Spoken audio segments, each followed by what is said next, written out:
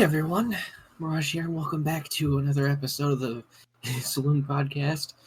And this time around, we're going to be talking about Scott Pilgrim again. What? We just spoke about Scott Pilgrim. What do you mean?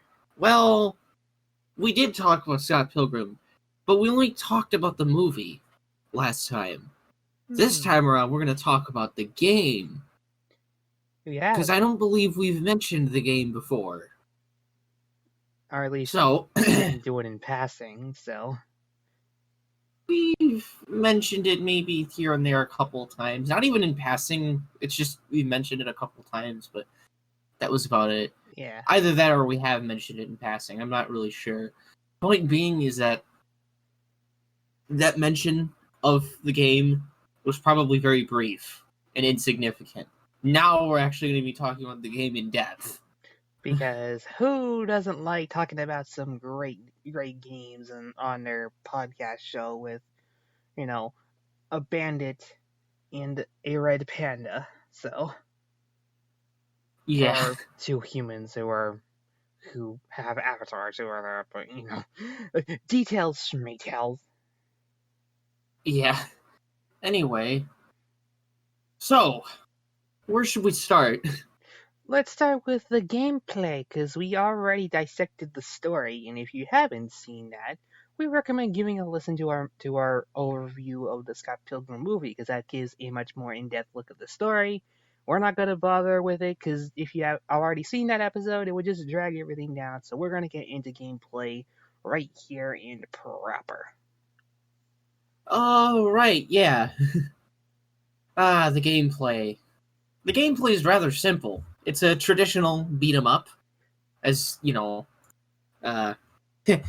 you're already familiar with games like Streets of Rage and, other games in that sort of genre that, also fit into that sort of genre. More so River City Ransom, because there's a lot of good stuff, but we're getting a little ahead of ourselves in that regard. Yeah, River City Ransom as well, which I believe is actually the game that Scott Pilgrim is based off of. Good job, wait for it. Because it's River City Ransom. My bad. Anyway, yeah. So the thing about Scott Pilgrim is that unlike other beat 'em ups, it does have its flaws. That being the fact that you get stunned quite a bit, and it happens. It takes a really long time to get back up, and there are some irritating and silly enemy choices, there's some really silly enemy design, but basically that doesn't last for too long.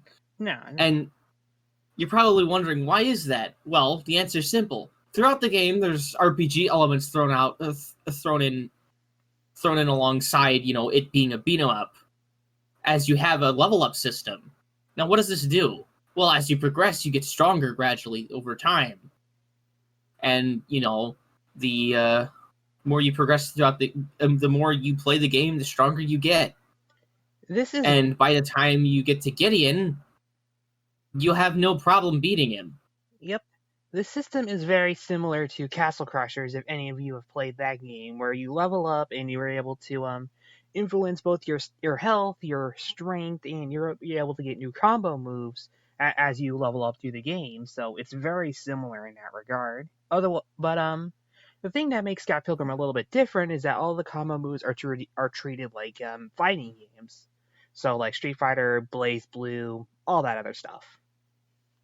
Kind of, although it's simplified enough to the point where people can actually digest it. Yeah, it's not your traditional fighting game. You don't need to go up, down, left, right, EA Sports and Scott the Wise in order to master all the combos in this game. It actually is. It's just simple as doing clockwise or counterclockwise motions. Not even, actually. You just go, like, you press the joystick upward and press maybe like A, you'll do something. It's about as simple as that. You just press two different buttons and bam, that's all it takes. Yep. But yeah, the gameplay is pretty good though, despite the fact that you tend to, get stunned quite frequently. But that only happens if you either A, suck at the game, or B, you just started playing it. Yeah, and But you can level up very quickly. And not only can you level up very quickly, you can also maximize. You can also just completely max out your stats. yeah. So Really, the only stage where stun mechanics are much of a problem is Lucas Lee's stage, in that and there's all these sorts of cameramen that can stun you with their flashes. So yeah, for Lucas Lee's stage, I recommend going into that secret area where Wallace is and grabbing yourself maybe a bionic arm or something. and If you grabbing yourself can. a tripod, because this is gonna Oh sound yeah, tripods. This is gonna sound ridiculous, but a tripod essentially is the second best weapon in the game next to the power of love. Believe it or not, for as ridiculous as that sounds, that's something that nobody's actually gone over. But yeah, the tripod is actually the second most powerful weapon throughout the entire game. I know. So pick that up as soon as you find it. Believe us, it'll make mincemeat out of enemies and your friends if you decide to do arena mode, which Mirage here has definitely done. Oh yeah, you can actually do that to completely screw people over. But yeah, the point being is that the tripod is literally the second most powerful weapon in the game. I'm not salty, I swear. Anyway, yeah. Anyways, moving on Yeah. to what's next on the list? I think we should cover some of the major continuity changes. Since we did already cover the movie, why don't we go ahead and discuss some things that are different between the movie and the game? Oh yeah, that's right. So in the game, believe it or not, our first difference between the movie, the game, and the comic, for that matter, is with Roxy slash Roxanne, I think her name is. Yeah. So if you look at her sword, it's actually not just a sword, but it's also that whip thing from the movie. It's a hybrid between the two. That's very interesting. It's like a strange little mixture of Simon's whip and a sword from a game with a sword. I'm sure you'll be able to figure out at least one game with a sword. Final Fantasy, Fire Emblem, or I don't know, just sword. It's an interesting hybrid. I think it's a good compromise since one part of the continuity just has a sword and the other one has the whip. Anyway, aside from that, we also have some other changes, such as the fact that there are zombies in the graveyard area, the graveyard bit, because if I recall, I believe some of the characters end up in this graveyard area in the comics. But I haven't exactly read the comics yet. But I know it exists in the game. But in the graveyard area, like the theme, the setting, that they actually have zombies within that area now. Yeah. But in the game, but in the comics, the zombies aren't present. So the zombies are a in-game exclusive thing. Yeah, and they aren't in the movie either. And we could definitely yeah, for that we have seen the movie multiple times. We would be able to tell you if there's any zombies in it. And spoiler alert, there isn't any. Yeah, which I guess is unfortunate if you were looking forward to that, but I honestly don't think it really cares that. I don't really think it matters that much. I wanted to play Call of Duty Zombies in Scott Pilgrim Mirage. Why won't you let me do that? Come on. Oh, anyways, aside from that, I think that's pretty much everything as far as I'm aware. In terms of continuity, yeah, because honestly, the game is actually pretty faithful to the source material, which is definitely surprising. Especially the comics. It's closer to the comics. But that's probably because of its sprite style. Nice and yeah, its sprite style is actually very, very much, like the comics art style. It's like incredibly accurate. It's not even funny. Just like the way how they like ended up making the sprites and everything, it's stupidly accurate. And not to mention that this game is absolutely gorgeous. And the animations are fluid and smooth. For the most part, there are some issues here and there, but we'll get to that. Yeah. But for the most part, the game is actually incredible in terms of its animations, it's just aesthetic, and just everything. Speaking... Yeah. Oh, no, go on. If I have to be honest, this is probably my favorite game that uses a pixel art style. It just looks gorgeous. It does. It really does. And it's also just nice and simple and to the point. Yeah. There's no like 7 shades of color or anything. You just got like maybe 2 or 3 shades of color with like a black outline and everything to help represent the comics. It's really well done. It stays insanely faithful to how Brian Lee O'Malley made the artwork for the comics. It's just insane. Yeah. I just I can't get over it. But anyways, I'm gonna move on before I get too carried away.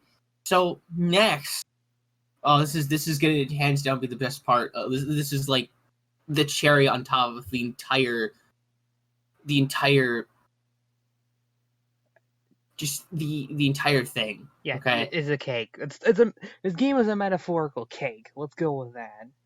Yeah, it's basically a cake. This is the cherry on top of the entire cake, right? The music. Oh, the music. Every single track in the game is a consistent banger, irrespective or regardless of what track you're listening to. It is good.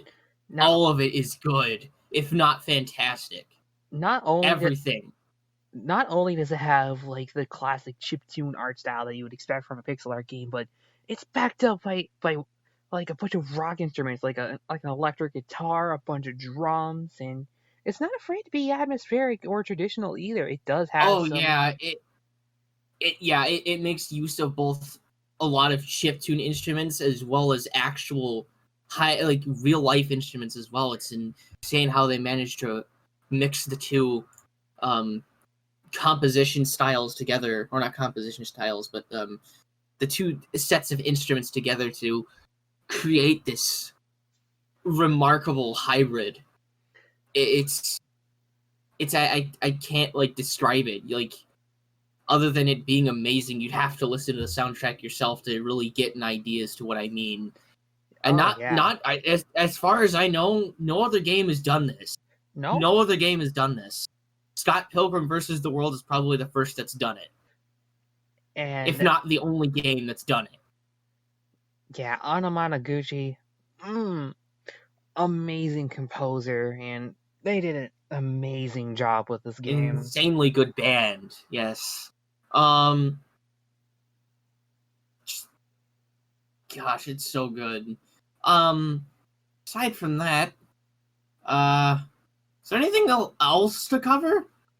Well, there actually is a few things that we can cover. There's a lot of really awesome references in this game. Oh, right, yeah. References, I forgot about that. So about those references, there are quite a few scattered throughout the entirety of the game. For starters, we have we have the stage exit animation for each character. Scott having Mega Man's animation. Ramona's is entirely original. Hers doesn't reference off of anything. Kim's references Kirby with the Warp Star, I think. Yeah, she rides the Warp Star, and you can probably see why she is one of my favorite characters in the players in this game. I'm not biased. Yeah. Yeah. Steven Stills, if I'm not mistaken, is Mario with the pipe. His running animation, I think, is also a reference to Mario too. Yeah. So let's see. So it's Scott, Mega Man, Mega Man. It's Mega Man, Kirby, and Mario so far. We've also got some Sonic references and Castlevania references thrown in. Sonic reference being in Roxy's boss fight. Roxanne's stage. Yeah, the boss fight with her. After you beat her, you'll see a bunch of woodland creatures. Now, at first I thought it seemed like a reference to anything particular.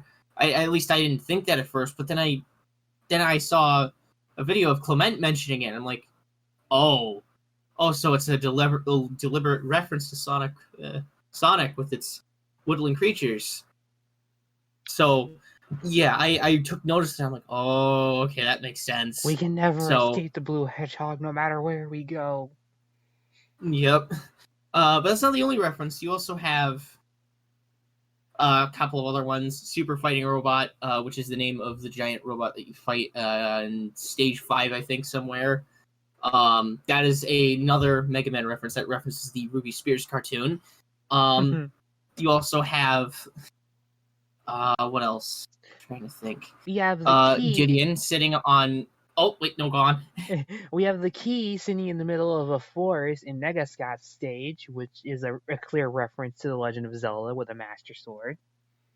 Oh, yeah, there's that. We also have Gideon sitting on a throne near the end of the game. Castlevania. With a bunch of bats, Castlevania.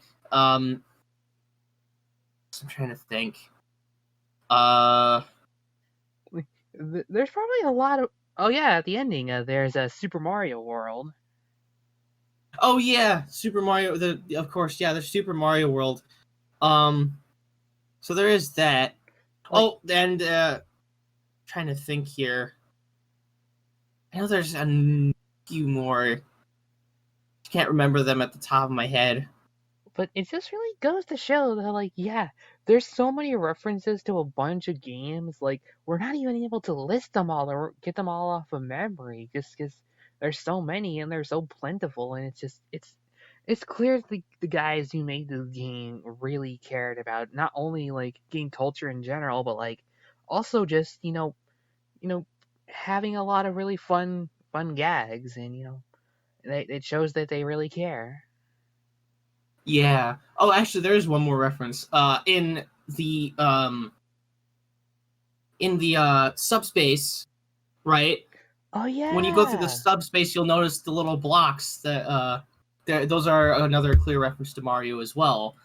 And thinking of another reference in subspace is Rainbow Road from Mario. Oh yeah, there is that too. I completely forgot about that. You could also argue that Negascott is a reference to potentially Shadow Wario. Any clone that you can think of at the top of your head, Negascott could potentially very well be a reference to it. But that's just mere speculation. I think no one really knows. Sorry? It could be, yeah. It could be. You could even argue that it's something. It could even be something as obscure as the clone fighter in Sonic the Fighters. Who knows? Or Dark Link from Zelda 2. It really, no one really knows for sure. Personally, though, I don't think it's a clear reference, but I'd say it's debatable. Yeah. I don't think it's a clear, deliberate reference, but you could honestly say anything, and someone would probably believe it. But anyways, I think that covers all of the references for each character and stuff. Yeah. As for bonus content, there's quite a bit of goodies to look out for. Oh my god, I have to clear my throat out quite a bit. I can take over. So to start off, oh, you want to take over? Yeah, I can take over. Okay. All right. Go ahead. In terms of the stuff that you can do outside of the main game, there's also a lot of multiplayer modes that you can play with your friends. There's a boss rush mode once you finish the game, and there's also a very secret boss fight with Knives' father, Mr. Chow, a exclusive to the game, and I think it's also a reference to the comics. And it is. And he's a pretty fun boss fight, I will definitely say. He's very tricky, and he'll probably kick your butt first time you fight him, but he's pretty fun. There is also a secret unlockable character, Negascott, and I think you get him by... I don't remember how you get him by beating the game 4 times with Scott, Ramona, Kim, and Steven. Okay. Once you beat the game with all 4 of them, you unlock Nega Scott. But that's only if you beat the game with all 4 of them. But another thing I should mention real quick. In the original release of Scott Pilgrim, the 2010 release, you had to beat the game 4 times single-handedly. Or no, you had to beat each run. You had to make sure you did it in one sitting for each run. Because if you didn't, it wouldn't. If you didn't do it in one run, it wouldn't count. But now you don't have to do it in one sitting. It'll count regardless. Pretty convenient change in complete edition. So yeah, you don't have to do you don't have to do each character's run in one sitting. You can take a break during the run now, so that's great. I think that's a very good change. I think that's how it should have been to begin with, but whatever. Yeah. I can't really complain. Because I never played the original. But aside from that, we also have Knives and Wallace. Wallace, as I mentioned earlier, if you've paid attention, Wallace is the most incomplete character throughout the entirety of the game. He has not had... You can tell he's got very choppy and unfinished animations. His sprites are quite literally just an edit of Steven Still's. So, yeah. But then again, you could also argue the same with Knives, as she is an edit of Kim, if I'm not mistaken. But with Knives, she has more of like her own dedicated animations, and they're not as choppy either. So I'll let Knives slide. But Wallace, I can't let him slide at all. Wallace, there's serious problems with him. Yeah. But yeah, they're pretty much clones of, once again, Kim and Steven. So, but yeah.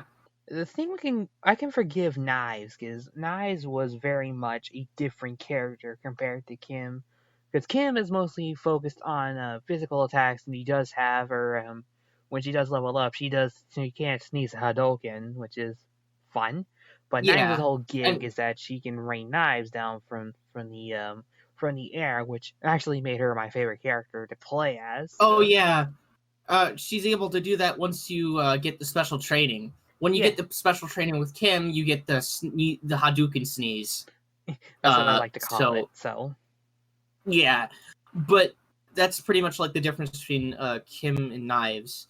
Steven and Wallace are literally the exact same, aside from like minor animations such as the victory animation and stuff, and the fact that like there's like gay rainbows and stuff when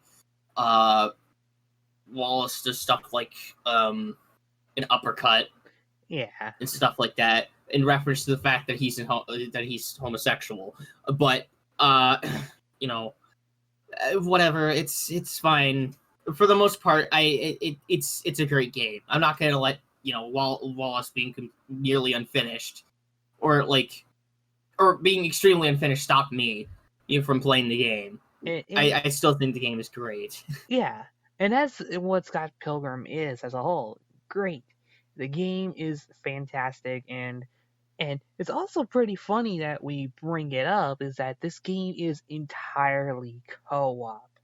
That's how me and Mirage, that's how I played through the game. I got to play through it with Mirage and a few different friends, and let me just say, through Parsec. It is one of the best multiplayer games I've played in some time. It is a lot of fun. It is hands down the best beat 'em up there is out there, and it's the first beat 'em up I've ever played. And before that, I was actually planning on playing Scott Pilgrim, but then I realized that I couldn't play it because it was actually moved from the store, and so unfortunately, I couldn't get the chance to play it up until now. And now that I actually got my chance to play it, I adored it. It's a great game. We recommend. We strongly recommend playing this game. Find any opportunity you can to buy it on Uplay, on for PS4, Switch, Xbox One, whatever.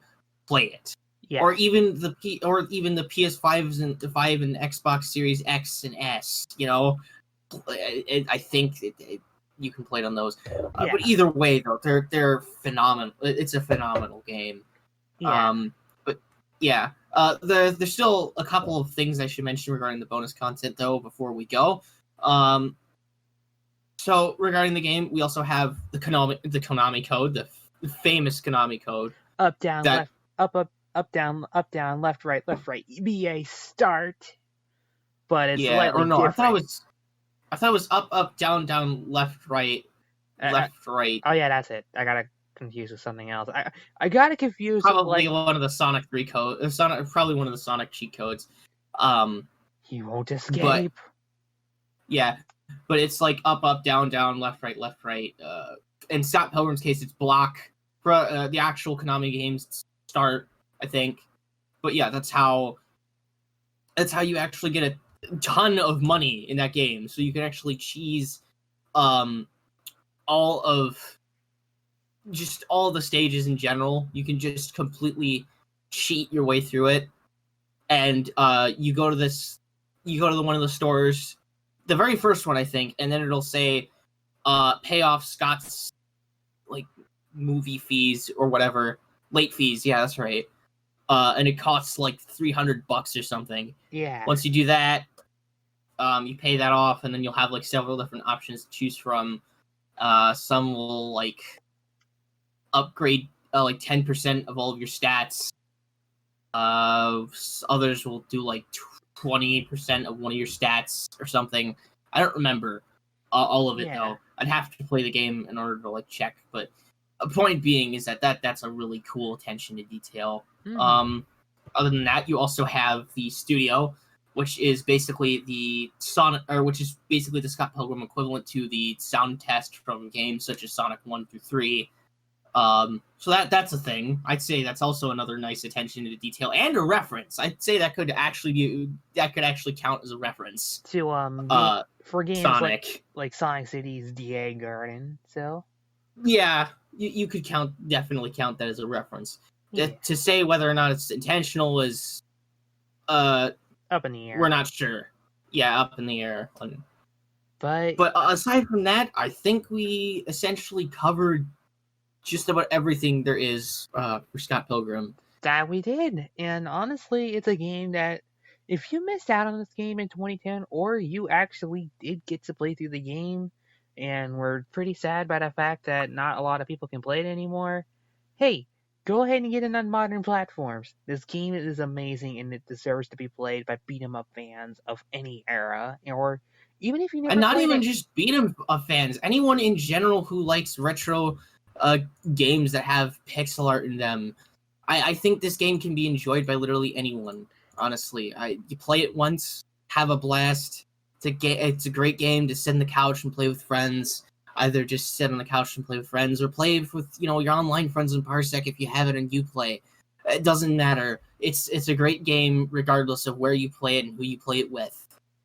What matters is the experience you get out of it, and the experience you get out of it is like none other. It's remarkable. It is stupidly fun. And I know, and I'm going to say this real quick before I continue. There is one individual that I take a notice to that's actually talked trash about this game. And I honestly disagree with their points. Like every single one of them for the most part. There are some that I can agree with. But don't listen to that one in person that says, oh, Scott Pilgrim isn't great. Play River City. What is it called? River City Girls or something? Yeah. Like, Scott Pilgrim does have problems, but it doesn't. It has its. Yeah, sorry. It has problems, but we're not going to act like it takes away from the main experience, which it does not. Not at all. Slightest. We love this game to death. It's still a great game. Yeah, we love this game to death, and we're willing to defend it to the high heavens and back. It is amazing, and we recommend it for pretty much anyone who likes a good game. If you like multiplayer, if you like beat-em-ups, like retro stuff, whatever the crud you may like, we recommend Scott Pilgrim with our highest honor. Yeah. But other than that, I think that's, for real now, I think that's pretty much everything we have to say regarding Scott Pilgrim. Yeah. If those of you who stuck around up until this point, as in, like the end of this episode of the Saloon Podcast, then please stay tuned for more of these silly episodes that we make. We're genuinely glad that you enjoy them. Yeah. Anyways, I think that's all for now. See ya. Everybody take care now.